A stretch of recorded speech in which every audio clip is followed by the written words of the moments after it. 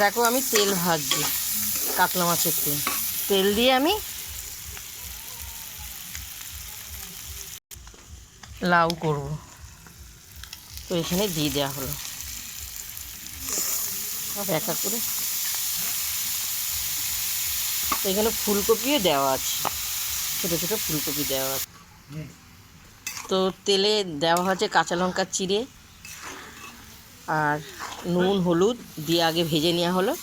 এবার লাউগুলো দেখো খুব সুন্দর সুন্দর জিরি জিরি করে কাটা হয়েছে।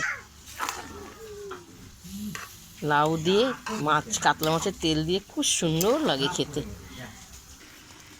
তো দেখো খুব সুন্দর,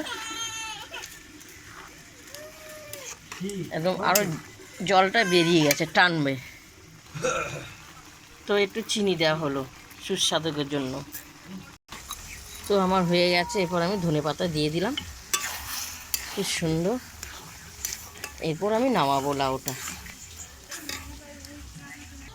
প্রথম থেকে লাস্ট তোমাদেরকে লাউ মাছের তেল দিয়ে পোটকা ফোটকা দিয়ে করেছি।